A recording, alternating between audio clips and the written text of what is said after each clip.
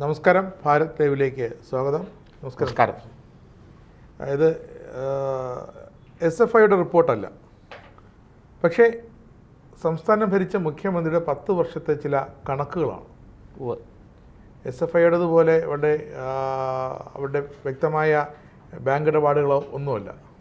പക്ഷേ ഈ കണക്കുകൾ നമ്മുടെ പൊതുഭരണ വകുപ്പ് സെക്രട്ടറിയിലെ JDയിലെ കണക്കുകൾ വളരെ അപൂർണമാണ്. വിവരാവകാശം ചോദിച്ചപ്പോൾ കൃത്യമായ കണക്കുകളും കിട്ടി. എന്താണെന്നില്ലേ, മുഖ്യമന്ത്രിയുടെ വിദേശ യാത്ര അല്ലേ, അദ്ദേഹം ഇടയ്ക്കിടയ്ക്ക് നെതർലൻഡ്സിൽ പോയി, ക്യൂബയിൽ പോയി, അങ്ങനെ നമ്മുടെ വെള്ളപ്പൊക്കം പ്രളയത്തെക്കുറിച്ച് പല സ്ഥലങ്ങളിലും പോയി. അതെ, മറ്റേ അവിടെ ഈ മറ്റേ വെള്ളക്കെട്ടിന് അകത്ത് നിൽക്കുന്ന ഗ്രാമങ്ങളെ വീടുകളെക്കുറിച്ച് പഠിക്കാൻ പോയി, പിന്നെ ഡച്ച് സംസ്കാരത്തെക്കുറിച്ച് പഠിക്കാൻ പോയി. പിന്നെ ഒടുവിൽ കഴിഞ്ഞ 2025 ഒരു ഓണം കഴിഞ്ഞ ആ സമയത്താണ് അദ്ദേഹം ഒരു കൂട്ട ഓട്ടം നടത്തി. ഗൾഫ് രാജ്യങ്ങളിലേക്ക് പോകുന്നു, തിരിച്ചു വരുന്നു, പിന്നെയും പോകുന്നു, തിരിച്ചു വരുന്നു അല്ലേ. അങ്ങനെ ഒറ്റ യാത്രയില്ല, സ്വകാര്യ യാത്രകൾ ഉൾപ്പെടെ നടത്തി. അതെ, അതായത് ഔദ്യോഗിക യാത്രകൾ മാത്രമല്ലേ നമുക്ക് വിവരാവകാശ പ്രകാരം പുറത്തു വരുള്ളൂ. വിചിത്രമായ കണക്കാണ് വിവരാവകാശ രേഖകൾ പ്രകാരം കിട്ടിയിരിക്കുന്നത്. കാരണം അത് കൊടുത്തേ പറ്റൂ. JDയുടേത് അവർ പുറത്തുവിടുന്ന കണക്ക് വേറെ, വിവരാവകാശം വേറെ. അതെ, 10 വർഷത്തിനിടെ നമ്മുടെ മുഖ്യമന്ത്രി ആയിരുന്ന പിണറായി വിജയൻ മുഖ്യമന്ത്രി എന്ന പദത്തിലിരുന്നു കൊണ്ട് നടത്തിയത് 30 യാത്രകളാണ്, വിദേശ യാത്രകൾ. 17 രാജ്യങ്ങൾ, വിശദമായ. അതെ, 17 രാജ്യങ്ങൾ. പക്ഷെ JD പുറത്തുവിട്ടത് ഈ കണക്ക് പ്രകാരം 8 രാജ്യങ്ങളുടെ കണക്ക് പ്രകാരം ഈ 8 യാത്രയ്ക്ക് 30 യാത്രകളിൽ JD പുറത്തുവിട്ട 8 യാത്രയ്ക്കായി മാത്രം 78 ലക്ഷം രൂപ ചിലവായിട്ടുണ്ട്. പക്ഷേ താമസത്തിന് ചിലവഴിച്ച തുക വട്ടപ്പൂജ്യം, അത് മാത്രം കണക്കില്ല. അപ്പോൾ കണക്കിൽപ്പെടാത്ത ഏതോ ഒരു സഹായം തേടി വാങ്ങിയാണ് അദ്ദേഹം താമസിച്ചതെന്ന് അർത്ഥം. അല്ലാതെ നമുക്ക് അങ്ങനെ പറയാൻ കഴിയുമോ? പിന്നെ പറ്റും. അല്ല, JD ആണ് ഇദ്ദേഹത്തിന് ടിക്കറ്റ് ഇവിടെ എടുത്തു കൊടുക്കുന്ന, ടിക്കറ്റ്, താമസ സ്ഥലം. അങ്ങനെയുണ്ടെങ്കിൽ ആ JD എന്തുകൊണ്ട് 30 യാത്രകൾ നടത്തിയതിൽ 8 യാത്രകളുടെ മാത്രം കണക്ക് പുറത്തു വിട്ടിരിക്കും? പിണറായി വിജയൻ കേരളത്തിന്റെ മുഖ്യമന്ത്രി എന്ന ലേബലിൽ യാത്ര ചെയ്ത് 8 എണ്ണം മാത്രമേ ഉള്ളൂ. ഈ 8 യാത്രകൾക്ക് മാത്രമാണ് കേന്ദ്ര സർക്കാർ ഔദ്യോഗികമായി അനുമതി കൊടുത്തിരിക്കുന്നത്. പക്ഷേ ഈ 8 യാത്രകൾക്ക് മാത്രമായിട്ടാണോ പണം ചെലവഴിച്ചിരിക്കുന്നത്? 74 ലക്ഷം രൂപ വ്യക്തമായി പറഞ്ഞാൽ. എന്നാൽ 2018 ജൂലൈയിൽ US നടത്തിയ യാത്ര സ്വകാര്യം എന്നാണ് സർക്കാർ രേഖകൾ. പക്ഷേ അതിന് അനുവദിച്ചിരിക്കുന്ന പണം 3,82,807 രൂപ. ഏതിനത്തിൽ? യാത്രാക്കൂലി മാത്രം. അദ്ദേഹത്തിന്റെ ഭാര്യ, ചെറുമകൻ ഒക്കെ ഉണ്ട്, കുടുംബാംഗങ്ങളൊക്കെ ഉണ്ട്. അല്ല, അപ്പോൾ അത് സ്വകാര്യ യാത്ര എന്നാണ് രേഖപ്പെടുത്തിയിരിക്കുന്നതെങ്കിലും അതിന് ചെലവഴിച്ചിരിക്കുന്നത് ഇത്രയും തുകയാണ്. അതെ, ഈ സ്വകാര്യ യാത്ര അമേരിക്കക്കകത്തെ യാത്രയാണ്. അല്ല, അപ്പോൾ വിമാനക്കൂലി അടക്കമാണ് പറഞ്ഞിരിക്കുന്നത്, യാത്രാക്കൂലി അടക്കമാണ് പറഞ്ഞിരിക്കുന്നത്. അപ്പോൾ എൻ്റെ ചോദ്യം, 30 യാത്രകൾ നടത്തിയ മുഖ്യമന്ത്രിയുടെ 8 യാത്രകളുടെ മാത്രം വിവരം ജനറൽ അഡ്മിനിസ്ട്രേഷൻ ഡിപ്പാർട്ട്മെൻറ്റ് പുറത്തുവിട്ടെങ്കിൽ എന്തുകൊണ്ട് ബാക്കിയുള്ളത് സ്വകാര്യമാണോ അല്ലയോ തുടങ്ങിയ കാര്യങ്ങൾ വ്യക്തമാകേണ്ടത്? അത് വ്യക്തമാക്കുന്നില്ല. നാട്ടുകാർ കൊടുത്തതാ. അല്ല, നാട്ടുകാരുടെ പണം എഴുതി വെക്കാൻ പറ്റില്ല. നാട്ടുകാരുടെ പണം എത്ര ചിലവാക്കിയെന്ന് എഴുതി വെക്കാൻ പറ്റില്ല. നാട്ടുകാരുടെ പണമാണോ അതോ ഔദ്യോഗികമായി നികുതി പണമാണോ, ആരെങ്കിലും സ്പോൺസർ ചെയ്തതാണോ? ഇതൊന്നും അല്ല വിഷയം. നമ്മൾ ഒരു വിഷയം ചോദിക്കുമ്പോൾ നിങ്ങൾ അതിന് ഒന്നുകിൽ യെസ് അല്ലെങ്കിൽ നോ, അതാണല്ലോ ഉത്തരം പറയേണ്ടത്. ശരി, മുഖ്യമന്ത്രി 30 യാത്രകൾ നടത്തി, അതിൽ 8 എണ്ണത്തിൻ്റെ കണക്ക് മാത്രമേ പുറത്തു വിട്ടിട്ടുള്ളൂ. ബാക്കി 22 എണ്ണം അത് സ്വകാര്യ യാത്രയാണോ അല്ലയോ, അതിനൊരു മറുപടി പറയണ്ടേ? അത് പറഞ്ഞിട്ടില്ല. അത് തന്നെ ദുരൂഹമാണ്. ഇനി താങ്കൾ പറഞ്ഞ പല സ്ഥലങ്ങളും സന്ദർശിച്ച കൂട്ടത്തിൽ ഈ അമേരിക്കയിൽ തന്നെ 4 തവണ പോയിട്ടുണ്ട്. ഒരിക്കൽ അവിടെ ചെന്ന് കസേര ഇട്ടിരുന്നു.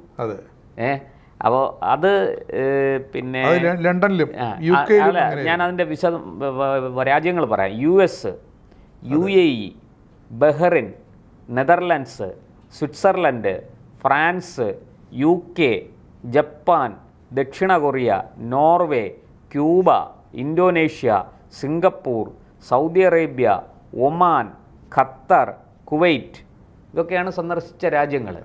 ഇതിൽ അമേരിക്കയിൽ 4 തവണ പോയിട്ടുണ്ട്. ഇനി രസകരമായ മറ്റൊരു കാര്യം, പുള്ളി എവിടെ പോയാലും, അത് തെക്കോട്ട് പോയാലും വടക്കോട്ട് പോയാലും കിഴക്കോട്ട് പോയാലും പടിഞ്ഞാറോട്ട് പോയാലും UAE പോയിട്ടാണ് പോക്ക്. അവിടുന്നേ പോകുള്ളൂ. അപ്പോൾ അത് ഒട്ടുമിക്ക യാത്രകളും നടത്തിയിരിക്കുന്നതിൽ പോകുമ്പോഴോ വരുമ്പോഴോ UAE-യിൽ കണക്ഷൻ ഉണ്ട്. UAE-യിൽ ഇറങ്ങിയിട്ടാണ് വരിക, അല്ലെങ്കിൽ UAE-യിൽ ഇറങ്ങിയിട്ടാണ് പോവുക. ഇങ്ങനെ ഒരു പ്രശ്നം ഇതിനകത്തുണ്ട്. ഇതൊന്നും ഈ പൊതുഭരണ വകുപ്പ് കൃത്യമായിട്ട് വിവരങ്ങൾ പുറത്തുവിടുന്നില്ല. ഇനി നമ്മൾ നേരത്തെ പറഞ്ഞതുപോലെ, അതായത് 17 രാജ്യങ്ങളിലാണ് ആകെ സന്ദർശനം നടത്തിയിരിക്കുന്നത്. ഈ അത് രണ്ടാമത്തെ കാര്യമാണ്. ഈ ബിസിനസ് ടൈക്കൂണുകളെ കണ്ടോ ഇല്ലയോ എന്നൊക്കെയുള്ളത് രണ്ടാമത്തെ വിഷയമാണ്. പക്ഷേ നമ്മളിപ്പോൾ യാത്രയുടെ കാര്യം പറയുമ്പോൾ നമുക്ക് യാത്രയുടെ കാര്യം പറയാം. യാത്രയുടെ കാര്യത്തിൽ 17 രാജ്യങ്ങൾ 10 വർഷത്തിനിടെ സന്ദർശിച്ചു. ഈ 17 രാജ്യങ്ങളിൽ 30 യാത്രകളാണ് മൊത്തത്തിൽ നടത്തിയിരിക്കുന്നതെങ്കിലും 8 യാത്രകളുടെ ചിലവ് മാത്രം. അതിൽ ഒന്ന്, ഒരു US-ൽ 4 യാത്ര നടത്തിയതിൽ ഒന്ന് സ്വകാര്യ സന്ദർശനം എന്ന് പറഞ്ഞിട്ട് അതിനും 3,82,000 രൂപ അവിടെയും പിന്നെ യാത്രാക്കൂലി ഇനത്തിൽ കൊടുത്തു. മൊത്തത്തിൽ യാത്രാക്കൂലി ഇനത്തിൽ മൊത്തത്തിൽ ചെലവാക്കിയിരിക്കുന്നത് 74,59,364 രൂപയാണ് 8 യാത്രകൾക്ക്. അല്ലാതെ പിന്നെ 30 യാത്രകൾക്കും കൂടിയല്ല. ഇതിൻ്റെ ഇത് വരുന്നു. ഇനി അടുത്ത മറ്റൊരു കണക്കുണ്ട്, അതിലേക്ക് ഞാൻ വരാം. ചികിത്സയുടെ അതും കൂടി പറയണം, നമ്മൾ ചർച്ചയിൽ അതും കൂടി പറയണം. അത് മുഖ്യമന്ത്രി മാത്രമല്ല, മൊത്തം നിയമസഭാ സാമാജികരെ കുറിച്ചുള്ളത്, മന്ത്രിമാരെ കുറിച്ചുള്ളതൊക്കെ ഉണ്ട്. അതിൽ നമുക്ക് മുഖ്യമന്ത്രിയും മന്ത്രിമാരുമാണ് ഏറ്റവും പ്രസക്തമായത്. ഇരിക്കട്ടെ. അപ്പോൾ ഞാൻ ചോദിക്കുന്നത്, എന്തുകൊണ്ട് ഈ മുഴുവൻ കണക്കും പുറത്തുവിടുന്നില്ല? അതൊന്ന്. 2, ഈ സ്വകാര്യ സന്ദർശനങ്ങൾക്ക് പണം ചെലവഴിച്ചിരിക്കുന്നത് ആരാണ്? സർക്കാരാണോ, അതോ പിന്നെ ഈ പറഞ്ഞ പോലെ ആരെങ്കിലും സ്പോൺസർ ചെയ്തതാണോ? പിന്നെ രണ്ടാമത്തെ ചോദ്യം, പ്രസക്തമായ മൂന്നാമത്തെ ചോദ്യം, ഈ സന്ദർശിച്ച രാജ്യങ്ങളിലെല്ലാം മുഖ്യമന്ത്രി താമസിച്ചത് ആരുടെ ചെലവിലാണ്? അത് സർക്കാരിൻ്റെ ചെലവിലാണോ, അതോ അവിടെയുള്ള ആരുടെയെങ്കിലും ചെലവിലാണോ? അങ്ങനെയെങ്കിൽ അത് എന്തിൻ്റെ അടിസ്ഥാനത്തിൽ? അവരുടെ അടുക്കൽ പോയി താമസിച്ചതിന് പിന്നിലെ ചേതോവികാരം എന്താണ്? അങ്ങനെ ഒട്ടനവധി കാര്യങ്ങൾ പുറത്തു വരാനുണ്ട്. അതവിടെ നിൽക്കട്ടെ. നമുക്ക് ചികിത്സാ ചെലവിലേക്ക് വരാം. തീർച്ചയായിട്ടും മുഖ്യമന്ത്രി അടക്കമുള്ളവരുടെ ചികിത്സാ ചെലവ് വഹിക്കേണ്ടത് സംസ്ഥാന സർക്കാരാണ്. അതായത് നമ്മുടെ രണ്ടാം പിണറായി വിജയൻ സർക്കാരിൻ്റെ കാലത്തും മാത്രം മുഖ്യമന്ത്രിക്കും മന്ത്രിമാർക്കും കൂടെ ചികിത്സാ ചെലവുകൾക്കായി ഖജനാവിൽ നിന്ന് ചെലവഴിച്ചത് 2.40 കോടി രൂപയാണ് മുഖ്യമന്ത്രിക്കും മന്ത്രിമാർക്കും വേണ്ടിയിട്ട്. ഇനി അതായത് വീണയുടെ ഒടിയാത്ത കൈ ഒടിഞ്ഞതുവരെ ഉണ്ട്. അതെ. മുഖ്യമന്ത്രിയുടെ അമേരിക്കൻ യാത്ര മുതൽ മുഖ്യമന്ത്രി പിണറായി വിജയൻ അനുവദിച്ച തുക വന്നിട്ടുണ്ട്. അത് 93.24 ലക്ഷം രൂപയാണ്. അമേരിക്കയിലെ മയോ ക്ലിനിക്കിലെ ചികിത്സയ്ക്ക് 3 തവണയായി 88.18 ലക്ഷം രൂപ ചെലവഴിച്ചിട്ടുണ്ട്. അതായത് ഈ ആകെ ചെലവഴിച്ചത് 93.24 ലക്ഷമാണെങ്കിൽ അതിൽ 88 ലക്ഷവും കൊടുത്തിരിക്കുന്നത് അമേരിക്കയിലെ മയോ ക്ലിനിക്കിലാണ്. ഇനി മന്ത്രി 3 തവണയാണ്, അല്ല 4 തവണ അമേരിക്കയിൽ പോയി. ഈ 88 ലക്ഷം അനുവദിച്ചിരിക്കുന്ന 3 തവണത്തെ ചികിത്സയ്ക്കാണ് എന്നാണ് നമുക്ക് മനസ്സിലാകുന്നത്. നാലാമത്തത് എവിടെ പോയി എന്നൊരു ചോദ്യമുണ്ട്. അല്ല, അതിനാണ് യാത്രാക്കൂലി ഇനത്തിൽ 3,82,000 സ്വകാര്യ യാത്രയാണെന്ന് രേഖപ്പെടുത്തിയിട്ടും സംസ്ഥാന ഖജനാവിൽ നിന്ന് കൊടുത്തിരിക്കും. ഈ 3 യാത്രയും ഔദ്യോഗിക യാത്രയും, ഇത് ഔദ്യോഗിക യാത്ര 3 ലക്ഷത്തിൽ ചില്ലറ ഇരിക്കട്ടെ എഴുതിയെടുത്തത് സ്വകാര്യ യാത്ര. ഇവിടെ ഇപ്പോൾ കഴിഞ്ഞ ദിവസം ഞാൻ മുഖ്യമന്ത്രി പിണറായി വിജയന്റെ ഒരു പോസ്റ്റ് കണ്ടു. മുൻ മുഖ്യമന്ത്രി. അതായത് അദ്ദേഹം പറയുന്നത് അമേരിക്കയുടെ മുന്നിൽ ഇന്ത്യ മുട്ടുമടക്കി, നരേന്ദ്രമോദി പിന്നെ ട്രംപിന്റെ കാല് നിൽക്കുന്നു എന്നൊക്കെയാണ് പറയുന്നത്. അതായത് ഈ ഹോർമൂസ് കടലിടുക്കിൽ വെച്ച് ഒരു ഇന്ത്യൻ കപ്പൽ ആക്രമിച്ചു എന്നാണ് പറയുന്നത്. അത് ഇന്ത്യൻ കപ്പലല്ല സത്യത്തിൽ. അതിനകത്ത് ഇന്ത്യൻ നാവികരുണ്ടായിരുന്നു. 21 പേരെ രക്ഷപ്പെടുത്തി, പക്ഷെ 3 പേർക്ക് ജീവഹാനി ഉണ്ടായി. ആ കപ്പല് അമേരിക്ക എന്തിനാക്രമിച്ചു എന്നൊക്കെയുള്ള ചോദ്യമുണ്ട്. അത് ആക്രമിച്ചത് വാസ്തവം പറഞ്ഞാൽ അതിനകത്തൊരു സാങ്കേതിക പ്രശ്നമുണ്ട്. അതായത് അതിൻ്റെ എൻജിൻ മാത്രമാണ് അമേരിക്ക ആക്രമിച്ചത്. അത് അമേരിക്കയുടേതായ കാര്യങ്ങളുണ്ട്. എഞ്ചിനിൽ തീയും പോയും വന്നു നേരുന്ന ആദ്യത്തെ റിപ്പോർട്ടുകൾ. അല്ല, അതിനകത്ത് ഈ എഞ്ചിൻ റൂമിലുണ്ടായിരുന്ന നാവികരിൽ 3 ഇന്ത്യക്കാരാണ് മരിച്ചത്. ബാക്കിയുള്ളവരെ നമ്മൾ രക്ഷപ്പെടുത്തി. പക്ഷേ എങ്കിലും അത് അക്ഷന്തവ്യമാണ്, ഗുരുതരമാണ്. ഒരു കാരണവശാലും അതിനെ ന്യായീകരിക്കാൻ കഴിയില്ല. ഇന്ത്യൻ ഫ്ലാഗ് അല്ല, ഇല്ല, അത് ഇന്ത്യയുടെ കപ്പലല്ല, അത് വേറൊരു വിദേശ രാജ്യത്തിന്റെ കപ്പലാണ്. യുദ്ധമേഖലയിൽ കൂടെ സഞ്ചരിച്ചു വന്ന ഒരു കപ്പലാണ്. ആ കപ്പലിനെ അമേരിക്ക പർപ്പസ്ഫുള്ളി ആക്രമിക്കുമെന്ന് പറഞ്ഞുകൊണ്ട് തന്നെ ആക്രമിച്ചത്. പക്ഷെ അവര് കപ്പലിനെ മൊത്തത്തിൽ തകർക്കുകയല്ല ചെയ്തത്, അതിന്റെ എഞ്ചിൻ പ്രവർത്തനം എഞ്ചിൻ പ്രവർത്തനം തകരാറിലാക്കി കപ്പലിനെ ആ രീതിയിൽ അതിനെ കുഴപ്പത്തിലാക്കുകയാണ് ചെയ്തത്. പക്ഷെ അതിൽ നിന്ന് മറ്റുള്ളവരെ രക്ഷിക്കാനൊക്കെ കഴിഞ്ഞു. അപ്പോൾ ഈ ഒരു സംഭവത്തിൽ ഇത് നമ്മുടെ വിദേശകാര്യ മന്ത്രാലയവും നമ്മുടെ പ്രധാനമന്ത്രി അടക്കമുള്ളവരും ഒക്കെ ഇതിനെ അപലപിച്ചു. വലിയ രീതിയിൽ ഇതിനെതിരെ ശക്തമായിട്ട് അവർ പ്രതിഷേധം അറിയിച്ചു. പക്ഷേ മുഖ്യമന്ത്രി പിണറായി വിജയൻ പറയുന്നത് മോഡിക്ക് ആണത്തമുണ്ടെങ്കിൽ രാജിവെക്കണം എന്ന മട്ടിലാണ്. ഞാൻ ചോദിക്കുന്ന ഈ അമേരിക്കയിൽ അടിക്കടി ചികിത്സയ്ക്ക് പോകുന്ന പിണറായി വിജയൻ ഈ ഒരു കാര്യത്തിലെങ്കിലും പ്രതിഷേധിച്ച് ഇനി അമേരിക്കയെ പോക്ക് നിർത്തിയാൽ മതിയല്ലോ. അങ്ങനെയും ചെയ്യാമല്ലോ. അല്ല, അത് എങ്ങാനും അമേരിക്കയിൽ പോകേണ്ടി വന്നാലോ ഇനി ഈ സ്വകാര്യ യാത്ര പ്രകാരം അങ്ങനെ വന്നാൽ അമേരിക്കയുടെ ഇപ്പോഴത്തെ നയമനുസരിച്ച് തങ്ങളുടെ രാജ്യത്തെയോ തങ്ങളുടെ പ്രസിഡന്റിനെയോ ഭരണാധികാരികളെ വിമർശിക്കുന്നവരുടെ വിസ ഏകപക്ഷീയമായി റദ്ദു ചെയ്യാം. അല്ല, അതൊക്കെ അമേരിക്കയ്ക്ക് ഏറ്റവും പുതിയ റൂളാണല്ലോ. ഞാൻ പറയുന്നത് അതല്ല, അമേരിക്കൻ നടപടിയാണ്. ഞാൻ ചോദിക്കുന്നത് അല്ല, വേണ്ട. ഈ മുൻ മുഖ്യമന്ത്രി, ഇപ്പോഴത്തെ പ്രതിപക്ഷ നേതാവിന് ഈ അമേരിക്ക 3 ഇന്ത്യൻ നാവികരെ കൊലപ്പെടുത്തിയതിൽ പ്രതിഷേധിച്ച് ഞാൻ ഇനി അമേരിക്കയിൽ ചികിത്സയ്ക്ക് പോകില്ല എന്ന് തീരുമാനിക്കാമല്ലോ. അങ്ങനെ തീരുമാനിച്ചിട്ടില്ലല്ലോ ഇതുവരെ. അപ്പോ ഈ അല്ല, അതാണ് ഞാൻ ചോദിക്കണം. ക്ലിനിക്കുകാർ ഇനി അങ്ങോട്ട് എല്ലാവർക്കും അറിയാം. അതൊക്കെ പുറത്തു വന്ന വിവരങ്ങളാണ് അതൊക്കെ.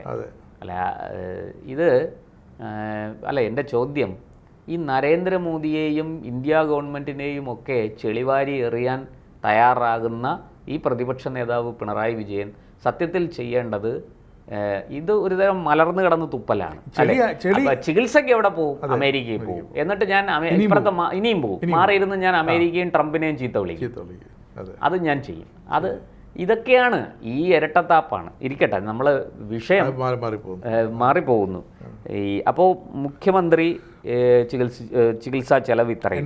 ഇനി കെ കൃഷ്ണൻകുട്ടിക്ക് 48.69 ലക്ഷം രൂപ, വി ശിവൻകുട്ടി 33.48 ലക്ഷം രൂപ, ഡോക്ടർ ആർ ബിന്ദു 10,03,593. ഇല്ല, 5 മന്ത്രിമാർ ചെലവഴിച്ചിട്ടില്ല. അങ്ങനെ ചികിത്സ എടുത്ത് അവധി പോയതെന്നും അറിയില്ലല്ലോ. അത് നമുക്കറിയില്ല. അതൊക്കെ ഇവരെങ്ങനെയാണ്, ഇവർ എവിടെയൊക്കെ പോയി ചികിത്സിച്ചു, ഇവരുടെ ചിലപ്പോൾ ഇവരായിരിക്കില്ല, ഇവരുടെ കുടുംബാംഗങ്ങളായിരിക്കും ചികിത്സിച്ചു. എന്തായാലും ഓരോ മന്ത്രിമാരുടെയും വിശദമായിട്ട് പുറത്തു വന്നു. അങ്ങനെയാണെങ്കിൽ ഇതിൽ നമ്മുടെ എ കെ ശശീന്ദ്രന്റെ പേരുണ്ടോ? എ കെ ശശീന്ദ്രന്റെ പേര് ഇല്ല. അതായത് ഒരു മാസം മുമ്പ് നമ്മുടെ ഭാരത് ലൈവിന്റെ ചീഫ് എഡിറ്റർ ശ്രീലാപിള്ള യാദൃശ്യവശാൽ തിരുവനന്തപുരത്ത് ഒരു റെസ്റ്റോറൻറ്റിൽ വെച്ച് രാവിലെ പ്രഭാത ഭക്ഷണം കഴിക്കാൻ പോയപ്പോൾ അവിടെ ഒരാൾ അദ്ദേഹത്തിന് പാത്രം പോലും കഴിക്കാനുള്ള പ്ലേറ്റ് എടുത്ത് പറ്റാത്ത രീതിയിൽ അദ്ദേഹത്തിന് 2 കൈയും വിറയ്ക്കുകയാണ്. അവസാനം പിന്നിൽ നിന്നും കണ്ടിട്ട് ശ്രീലാപിള്ള തന്നെ പറഞ്ഞാണ്, ഒരു സഹതാപം തോന്നിയിട്ട് ചെന്ന് സെർവ് ചെയ്ത് കൊടുത്തു. മുഖത്ത് നോക്കിയപ്പോഴത്തേക്കാണ് എ കെ ശശീന്ദ്രൻ. അദ്ദേഹത്തിന് അത്ര അനാരോഗ്യമാണ്, ഒരു പ്ലേറ്റ് എടുത്ത് നിന്ന് കഴിക്കാനുള്ള ആരോഗ്യം. പക്ഷേ മത്സരിച്ചു. പക്ഷേ അദ്ദേഹത്തിന് ചികിത്സയ്ക്ക് അല്ല, ഇവിടെ ഇപ്പോൾ നമുക്ക് ലഭ്യമായ വിവരങ്ങൾ അനുസരിച്ച് ഇത് പത്രത്തിൽ വന്ന വാർത്തയാണ് കേട്ടോ, നമ്മളാരും കയ്യൊന്നിടുന്നതല്ല. വി എൻ വാസവൻ 9.567 ലക്ഷം, കടന്നപ്പള്ളി രാമേന്ദ്രൻ 8.08 ലക്ഷം, വി അബ്ദുൾ റഹിമാൻ 7.60 ലക്ഷം, ആന്റണി രാജു 6.41 ലക്ഷം, എ കെ ശശീന്ദ്രൻ ഉണ്ട് 5.94 ലക്ഷം, കുറവാണ്. എം പി രാജേഷ് 4.98 ലക്ഷം, കുറവതല്ല, ഏറ്റവും കുറവ് ചിഞ്ചു റാണിയാണ് 1.42 ലക്ഷം. പിന്നെ എം പി രാജേഷ് കഴിഞ്ഞ അഹമ്മദ് ദേവർകോവിൽ 4.20 ലക്ഷം. KN ബാലഗോപാൽ 2.33 ലക്ഷം. ന്യായമായ. ഇനി MV ഗോവിന്ദൻ, അദ്ദേഹം മുമ്പ് മന്ത്രിയും പിന്നീട് MLA ഒക്കെ ആയിരുന്ന ആളാണ്. 2.22 ലക്ഷം. അതെ. K രാജൻ 1.85 ലക്ഷം. വളരെ ന്യായമായിരിക്കും. ചിഞ്ചു റാണി 1.42 ലക്ഷം. CPI മന്ത്രിമാരാണ്. ഇതിൽ CPI മന്ത്രിമാർ മാത്രമല്ല, വളരെ CPM-ലെ ഒരു മന്ത്രി ചികിത്സയ്ക്ക് പണം വാങ്ങിയിട്ടില്ല എന്നാണ് അറിയുന്നത്, വീണ ജോർജ്. പക്ഷെ കൈ ഒടിഞ്ഞതിനും വരണ്ടേ? എന്തായിട്ടും ഈ പുറത്തു വന്ന വിവരമനുസരിച്ച് ഇവര് പിന്നെ വീണ ജോർജ്, കൃഷിമന്ത്രി പ്രസാദ്, ഇവരൊന്നും നമ്മുടെ GR അനിൽ ആ കണക്കൊന്നും വന്നിട്ടില്ല. ഇവർ പണം വാങ്ങാത്തതാണോ അതോ ഇവർക്ക് രോഗങ്ങളൊന്നും വന്നില്ലേ? ഇത്തരം കാര്യങ്ങളെ കുറിച്ച് നമുക്കറിയില്ല. ഈ ഓരോരുത്തരും ശരാശരി 8 ലക്ഷം 10 ലക്ഷം രൂപ വെച്ചാണ് ബില്ല് ക്ലെയിം ചെയ്തിരിക്കുന്നത്. കടകംപള്ളി സുരേന്ദ്രൻ, VN വാസവൻ, MP രാജേഷ് 6 ലക്ഷം. പക്ഷേ ഞാനൊന്ന് പറയട്ടെ പ്രശാന്തേ, ഇപ്പോൾ ഒരു സർജറി, ഒരു എല്ല് പൊട്ടി, എനിക്ക് പൊട്ടലുണ്ട്, ഒരു എല്ല് പൊട്ടി, ഒരു സർജറിക്ക് നമുക്ക് ഇൻഷുറൻസ് ക്ലെയിം ഉണ്ടെങ്കിലും, നമ്മുടെ ഇൻഷുറൻസ് ക്ലെയിം ഉണ്ടെങ്കിൽ പോലും അവിടെ ഒരു സർജറിക്ക് ഏറ്റവും അങ്ങ് പോയാൽ 2 ലക്ഷം രൂപ. നമ്മുടെ ഒരു സാധാരണ രോഗത്തിൻ്റെ ചികിത്സയ്ക്ക് 2 ലക്ഷം രൂപ. അപ്പോൾ ഇവിടെ ഇദ്ദേഹത്തെ എത്ര സർജറി ചെയ്ത് കാണണം, എത്ര ഈ 10 ലക്ഷം രൂപയുടെ ചികിത്സ ഇവർക്കൊക്കെ കിട്ടിയെങ്കിൽ എത്ര ലക്ഷത്തിന് മരുന്ന് ഇവർ കഴിച്ചു കാണും? അതോ ഇതുപോലെ അമേരിക്കൻ ടൈപ്പില് ഡോളറിലാണ് അവർ കൊടുത്തത്? അല്ല, ഒരു പ്രശ്നമുണ്ട്. ഇത് കേവലം ഇവരുടെ മാത്രമല്ല, കുടുംബാംഗങ്ങളുടെയും കൂടി വരും. എങ്കിലും അപ്പോൾ ഇതെല്ലാം കൂടെ ചേർത്താണ് ഇത് നമ്മുടെ ആരോഗ്യ കേരളമാണ്. 10 വർഷം കൊണ്ട് ആരോഗ്യ KK ശൈലജയും പിന്നാലെ ഈ വീണ ജോർജും കൂടെ കേരളം എല്ലാ മേഖലയിലും മികച്ചതാണ്, ആരോഗ്യ കേരളമാണെന്നൊക്കെ പറഞ്ഞ് ഞങ്ങൾക്ക് വിശ്വസിച്ചാണ്. അങ്ങനെ മികച്ചതായതുകൊണ്ടാണ് ഒരു പരിധി വരെ നമ്മുടെ ഇപ്പം PHCകളിൽ പൊതുജന ആരോഗ്യ കേന്ദ്രങ്ങളിൽ ചെന്നാൽ വലിയ സ്വീകാര്യതയുണ്ട്. അവിടെ കുഞ്ഞുങ്ങളൊക്കെ സ്വകാര്യ ആശുപത്രിയിൽ 3000 രൂപയ്ക്ക് 4000 രൂപയ്ക്കൊക്കെ എടുക്കുന്ന ഇഞ്ചക്ഷൻ അവിടെ കുഞ്ഞുങ്ങൾക്കൊക്കെ അവിടെ ഫ്രീ ആയിട്ട് എടുക്കുന്നുണ്ട്. ഇപ്പോൾ ഈ ക്യാമ്പയിൻ ഉണ്ടായിരുന്നു, പാപ്പിലോമ വൈറസിൻ്റെ HPV വാക്സിൻ. 15 വയസ്സ് വരെയുള്ള 14-15 വയസ്സുള്ള പെൺകുട്ടികൾക്ക് ഗർഭാശയ ഗള ക്യാൻസറിനുള്ള ഇഞ്ചക്ഷൻ ഒറ്റ ടൈം, 1 ടൈം, അത് എടുക്കുന്നതിന് സ്വകാര്യ ആശുപത്രികൾ 4000 മുതൽ 6000 രൂപ ഈടാക്കുന്നത്. പക്ഷേ ഇവിടെ സർക്കാർ ഇപ്പോൾ പ്രത്യേക ഡ്രൈവ് പ്രകാരം ഈ മെയ് 31 വരെ ആയിരുന്നു, നീട്ടിയെന്നറിയില്ല, അത് സൗജന്യമായി എടുത്തു കൊടുത്തു. പക്ഷേ അതൊക്കെ നല്ല കാര്യം. പക്ഷേ അങ്ങനെ എല്ലാ സൗജന്യം, നമ്മുടെ കേരളത്തിൽ എല്ലാ സൗജന്യം, ആർക്കും രോഗങ്ങളില്ല, ആർക്കും പ്രശ്നങ്ങളൊന്നും വലുതായിട്ടില്ല. ഈ നിപ്പയും അല്ലെങ്കിൽ ഈ ഷിഗല്ലയൊക്കെ വരുന്ന അത് മാത്രമേ ഉള്ളൂ. പക്ഷെ മന്ത്രിമാരും അവരുടെ കുടുംബാംഗങ്ങളും ഇങ്ങനെ രോഗഗ്രസ്തരാണോ? അല്ല, അതാണ് ഞാൻ പറഞ്ഞു വന്നത്. അതായത് മുഖ്യമന്ത്രി അടക്കമുള്ളവർ, മുഖ്യമന്ത്രിക്ക് തന്നെ എത്ര കോടി രൂപയാണ് ചെലവഴിച്ചിരിക്കുന്നത്? അതെ, 88 ലക്ഷം രൂപ അമേരിക്കയിലെ ഒരു ക്ലിനിക്കിൽ ഭേദമായല്ലോ. നമ്മൾ ഒരു കാര്യം മനസ്സിലാക്കി, ഭേദമായല്ലോ, ആശ്വാസം. അല്ല, രോഗം ഭേദമായി. കേരളത്തിൽ ഡോക്ടർമാരില്ല ചികിത്സയ്ക്ക്. അല്ല, അതാണ് ഞാനും പറഞ്ഞു വരുന്നത്. കേരളം നമ്പർ 1 ആരോഗ്യ മേഖലയിൽ. പക്ഷേ മുഖ്യമന്ത്രി ചികിത്സയ്ക്ക് പോകുന്നത് അമേരിക്കയിൽ. ചികിത്സയിൽ നമ്പർ 1. എനിക്ക് ഇത് കണ്ടിട്ട് അങ്ങനെ തോന്നുന്നത്. ഞാനിപ്പോ അതിനെക്കുറിച്ച് അങ്ങനെ ഒരു മറുപടി ഡോക്ടർമാരുടെ സംഘടനയ്ക്കൊന്നും പറയാനില്ലേ? അല്ല, അവർക്കൊന്നും പറയാനില്ല. നമുക്കറിയാമല്ലോ അവർക്കാകെ വേണ്ടത്, ഡോക്ടർമാരുടെ സംഘടനയ്ക്ക് വേണ്ടത് സ്വകാര്യ പ്രാക്ടീസ് അനുവദിക്കണം. കേരളത്തിന്റെ ഗവർണർക്ക് ഒരു അസുഖം വന്നാൽ, ഒരു പനിയോ ചുമയോ തലയിറക്കമോ വന്നാൽ അദ്ദേഹത്തെ കൊണ്ട് കാണിക്കേണ്ടത് എവിടെയാണ്? തൊട്ടടുത്ത സ്വകാര്യ കിംസിലോ SCTയിലോ അല്ല, നേരെ ലോക്കൽ വണ്ടി എടുത്ത് മെഡിക്കൽ കോളേജിൽ പോയിക്കോണം. പണ്ടൊരു ഗവർണർ തിരുവനന്തപുരം മെഡിക്കൽ കോളേജിൽ ചികിത്സിച്ച അവസാനം തീർച്ചയായിട്ടും അദ്ദേഹത്തിന്റെ ഡെഡ് ബോഡി, സിക്കന്ദർ ഡെഡ് ബോഡിയാണ് തിരിച്ച് നാട്ടിലേക്ക് അയച്ചത്. അത്ര ചികിത്സാ മികവായിരുന്നു. പക്ഷേ നമ്മളെന്ന് പറയും ചെയ്തു, പാവത്തിന്റെ ഗതികേട് ഒരു സ്വകാര്യ ആശുപത്രിയിൽ പോലും പോകാനുള്ള.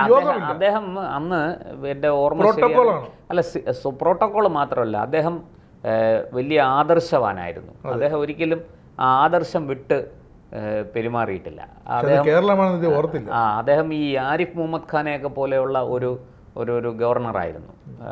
അദ്ദേഹത്തിൻ്റെ നിലപാടുകൾ ഉറച്ച നിലപാടുകളായിരുന്നു. എന്തായാലും ഞാൻ പറഞ്ഞു വന്നത്, അപ്പോൾ നമ്പർ 1 കേരളത്തിൻ്റെ മുഖ്യമന്ത്രി ചികിത്സയ്ക്ക് പോകുന്നത് അമേരിക്കയിൽ. ഏതാണ്ട് ഒരു ക്ലിനിക്കിൽ, ഒരു സ്ഥലത്ത് മാത്രം ചികിത്സയ്ക്ക് ചെലവഴിച്ചത് 88 ലക്ഷം രൂപയിലധികമാണ്. അത് പിന്നെ അദ്ദേഹത്തിൻ്റെ കുടുംബാംഗങ്ങളെ അവിടെ ചികിത്സിച്ചിട്ടുണ്ടോ എന്ന് നമുക്കറിയില്ല. പക്ഷെ മുഖ്യമന്ത്രിയുടെ ചികിത്സാ ചെലവെന്ന് പറഞ്ഞാണ് അത് പുറത്തു വന്നിരിക്കുന്നത്. അപ്പോൾ എന്തായാലും ഈ കാര്യത്തിൽ മുഖ്യമന്ത്രിയുടെ യാത്ര, ഈ വിദേശയാത്രകൾ, അതുപോലെ ചികിത്സ, ഇതിലൊക്കെ വലിയ ദുരൂഹതകൾ അവശേഷിക്കുകയാണ്. തീർച്ചയായിട്ടും സംസ്ഥാന പൊതുഭരണ വകുപ്പ് ഇത് സംബന്ധിച്ച് വിശദമായിട്ട്, ഇപ്പം ഈ വിവരാവകാശം കൊടുത്തയാൾ ഇതിന് അപ്പീൽ കൊടുക്കും എന്ന് പറഞ്ഞിരിക്കുകയാണ്. കാരണം അദ്ദേഹം ഉദ്ദേശിച്ച വിവരങ്ങൾ പൂർണ്ണമായിട്ടും പുറത്തു വന്നിട്ടില്ല, ലഭിച്ചിട്ടില്ല. അതുകൊണ്ട് തന്നെ അതിന് അപ്പീൽ കൊടുക്കും എന്നാണ് അറിയാൻ കഴിയുന്നത്.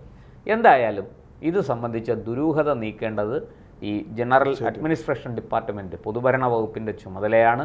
അതുകൊണ്ട് വളരെ കൃത്യമായ കണക്കുകൾ ഇനിയെങ്കിലും പുറത്തു വിടണം. നമ്പർ 1 ആരോഗ്യ കേരളത്തിൻ്റെ ആരോഗ്യം എങ്ങനെയുണ്ടെന്ന് അറിയാൻ പൊതുജനങ്ങൾക്ക് അവകാശമുണ്ട്. കാരണം അവരുടെ നികുതിപ്പണത്തിൽ നിന്നാണ് ഇതൊക്കെ പ്രവർത്തിക്കുന്നത്. അപ്പോൾ കേരളത്തിൻ്റെ ആരോഗ്യ മേഖലയ്ക്ക് എത്ര ആരോഗ്യമുണ്ട്, അത് രോഗാവസ്ഥയിലാണോ, അതിനെ ചികിത്സിക്കേണ്ടതുണ്ടോ, അതോ അത് ഈ പറഞ്ഞതുപോലെ അരോഗദൃഢഗാത്രമായ ഒരു സാഹചര്യത്തിലാണോ കേരളത്തിൻ്റെ ആരോഗ്യ മേഖല? അങ്ങനെയെങ്കിൽ കേരളത്തിൻ്റെ നമ്പർ 1 ആരോഗ്യ മേഖലയിൽ ചികിത്സിക്കാതെ കേരളത്തിൻ്റെ മുഖ്യമന്ത്രി എന്തിന് അമേരിക്കയിൽ പോയി ചികിത്സയ്ക്ക്? ഈ ചോദ്യങ്ങൾക്കൊക്കെ ഉത്തരം സത്യത്തിൽ ഈ കമ്മ്യൂണിസ്റ്റ് പാർട്ടി പറയേണ്ടതാണ്. പക്ഷേ നിരന്തരം ക്യാപ്സൂളുകൾ ഇറക്കിക്കൊണ്ടിരിക്കുന്ന അന്തംഗമ്മികൾ അത് ചെയ്യും എന്ന് എനിക്ക് തോന്നുന്നില്ല. ഈ കാട്ടിലെ തടി പറഞ്ഞ് അവസാനിപ്പിക്കുന്ന ഒരു കാര്യം കൂടെ ഉണ്ട്. അത് പറയാതെ ഈ ചർച്ച ഇവിടെ അവസാനിപ്പിച്ചാൽ അതൊരു ഒരു സ്ത്രീയോട് ചെയ്യുന്നൊരു ഭംഗികേടാവും. കാട്ടിലെ തടി തേവട ആന എന്നല്ല, വലിയടാ വലി എന്ന് നമ്മുടെ പിണറായി സർക്കാരിലെ മന്ത്രിമാരും GAD വകുപ്പും കിടന്ന് വലിച്ചുകൊണ്ടിരിക്കുകയാണ്. ടിയാര റോസ്മേരി, കേട്ടിട്ടുണ്ടോ പേരെവിടെയെങ്കിലും? മാധ്യമങ്ങൾ ജഡ്ജി ആയപ്പോൾ, തിരുവനന്തപുരം ജില്ലാ ജഡ്ജി, അതെ, പുറത്താക്കപ്പെട്ട ഒരു മജിസ്ട്രേറ്റ്. മാധ്യമങ്ങൾ ജഡ്ജി ആയപ്പോൾ, സ്വയം മാധ്യമങ്ങൾ ജഡ്ജി, പ്രത്യേകിച്ച് റിപ്പോർട്ടർ എന്ന ചാനലടക്കം അവരവരെ പേരെടുത്ത് പറഞ്ഞിട്ടുണ്ട്. സ്വയം ജഡ്ജി ആയപ്പോൾ സമൂഹത്തിന് മുന്നിൽ നാണം കെട്ട ഒരു സസ്പെൻഷൻ വാങ്ങേണ്ടി വന്നൊരു നിയമ ഉദ്യോഗസ്ഥയാണ് ടിയാര. ഒരു യുവതിയാണ്. അവർ പറഞ്ഞ ചെറിയൊരു വാക്കുകൾ: ഒരു നിമിഷം കൊണ്ട് ഞാൻ സമൂഹത്തിന് മുന്നിൽ കുറ്റവാളിയായി ചിത്രീകരിക്കപ്പെട്ടു. എൻ്റെ ജോലിയിൽ ഞാൻ എത്രമാത്രം കൃത്യനിഷ്ഠയും ആത്മാർത്ഥതയും സത്യസന്ധതയും പുലർത്തുന്നുണ്ടെന്ന് ഞാൻ ജോലി ചെയ്ത കോടതികളിലെ വിധികൾ പരിശോധിക്കുകയും അവിടെയുള്ള വക്കീലന്മാരോടും സ്റ്റാഫിനോടും ചോദിച്ചാലറിയാം. എൻ്റെ കുടുംബം അനുഭവിച്ച മാനസിക സമ്മർദ്ദം വാക്കുകൾക്ക് അതീതമാണ്. ഉറക്കമില്ലാത്ത രാത്രികൾ, സമൂഹത്തിന് മുന്നിൽ തലയുയർത്തി നടക്കാനാത്ത അവസ്ഥ, വ്യാജ വാർത്തകൾ പടച്ചു വിട്ടവർക്കും പ്രചരിപ്പിച്ചവർക്കും എൻ്റെ കുടുംബത്തിൻ്റെ കണ്ണുനീർ നൽകാൻ കഴിയാമോ? DMO ഓഫീസിൽ ഒരിക്കലും കാലുകൂത്താത്ത, DMO പുരുഷനോ സ്ത്രീയോ എന്നുപോലും അന്വേഷിക്കാത്ത താൻ DMOയുടെ വ്യാജ ഓപ്പൺ സീലും ഉപയോഗിച്ച് 30,000 രൂപ തട്ടിയെടുക്കാൻ ശ്രമിച്ചെന്നായിരുന്നു മരമുറി കേസിലെ പ്രതികളുടെ ചാനൽ അന്ന് പടച്ചുവിട്ടത്. DMO ഓഫീസിൽ നിന്ന് ഔദ്യോഗിക രേഖയും അവർ പറഞ്ഞിട്ടുണ്ട്. ഇതും കൂടെ പറഞ്ഞ് തീർക്കാം. ഞാൻ സമർപ്പിച്ച മെഡിക്കൽ ബില്ലുകളും എസൻഷ്യാലിറ്റി സർട്ടിഫിക്കറ്റുകളും DMO നേരിട്ട് പരിശോധിച്ച് റീഇംബേഴ്സ്മെൻറ്റ് അനുവദനീയമാണെന്ന് ഒപ്പും സീലും വെച്ച് സാക്ഷ്യപ്പെടുത്തുകയാണെന്ന് വ്യക്തം. DMO ഓഫീസിലേക്ക് രേഖകൾ അയച്ചത് എൻ്റെ ഓഫീസ് മുഖേനയാണെന്ന് സർട്ടിഫൈഡ് പകർപ്പുണ്ട്. കള്ള വാർത്തകൾ കാരണം എൻ്റെ കുടുംബം മനോവിഷമം കൊണ്ട് ആത്മഹത്യ ചെയ്തിരുന്നെങ്കിൽ ആരായിരുന്നു ഉത്തരവാദി? ആരാകുമായിരുന്നു? ഞങ്ങളുടെ ജീവന് വിലയുമില്ലെന്ന് അവർ ചോദിക്കുന്നു. ഞങ്ങൾ മരണപ്പെട്ടെങ്കിൽ സമൂഹം പറഞ്ഞതിനെ ചെയ്ത തെറ്റിന് കൈയോടെ പിടിക്കപ്പെട്ടപ്പോൾ അവർ കൂട്ടത്തോടെ ആത്മഹത്യ ചെയ്തെന്ന്. നിരപരാധികളായ എൻ്റെയും കുടുംബത്തിൻ്റെ ജീവന് ആര് വില കൽപ്പിക്കും? ഞാനില്ലെങ്കിൽ എൻ്റെ നിരപരാധിത്വം ആർക്ക് തെളിയിക്കാൻ പറ്റും? ഒരു അതെ, കുപ്രസിദ്ധമായ ചാനലിനെതിരെ ആരും ഒന്നും പറഞ്ഞിട്ടില്ല. തരം താണതിൻ്റെ മാക്സിമം തരം താണ വ്യാജ വാർത്തകൾ. അതെ, ഒരു 30,000 രൂപ അടിച്ചു മാറ്റി വ്യാജ കത്ത് ഏതോ റിപ്പോർട്ടറുടെ കുബുദ്ധിയിൽ, ഏതോ റിപ്പോർട്ടർക്ക് ഇവരുടെ വിധിയിൽ ക്ഷുഭിതനായ ഏതോ ഒരു കക്ഷി, ഏതോ ഒരു പ്രതി ഉണ്ടാക്കിയ വ്യാജ നിർമ്മിതി അതാ റിപ്പോർട്ടർ ചാനലിനെ കൊണ്ട് പടച്ചു വിട്ടപ്പോൾ അവരോർത്തോ ചെയ്യുന്നതൊരു ഒരു ജഡ്ജിക്കെതിരെയാണെന്ന്, ഒരു വനിതയ്ക്കെതിരെയാണെന്ന്, അതും സത്യസന്ധമായി കുടുംബമുണ്ടെന്ന്. അവരെന്താ ചോദിക്കുന്നത്? ഞങ്ങൾ ആത്മഹത്യ ചെയ്തിരുന്നെങ്കിൽ ഞാൻ അന്ന് 30,000 രൂപ തട്ടിയെടുക്കാൻ ശ്രമിച്ചതിൻ്റെ മനോവിഷമത്തിൽ ആത്മഹത്യ ചെയ്തെന്ന് നിങ്ങൾ വരുത്തി തീർക്കില്ലേ? ഇതാണ് മാധ്യമങ്ങൾ ജഡ്ജിയായാൽ. ഇങ്ങനെ സർക്കാർ സർവീസിലെ നിയമവകുപ്പിലെ അടക്കം ഉദ്യോഗസ്ഥർ ഇങ്ങനെ ക്രൂശിക്കപ്പെടുമ്പോഴാണ് ഈ പറഞ്ഞ കോടികൾ, ലക്ഷങ്ങൾ, 30-ലേറെ യാത്രകൾ, അതിൽ 8 യാത്രകൾ മാത്രം GAD ബുക്കിൽ സതീശൻ സർക്കാർ അന്വേഷിക്കുമോ? അല്ലേ? നമുക്ക് കണ്ടറിയാം. അതെ.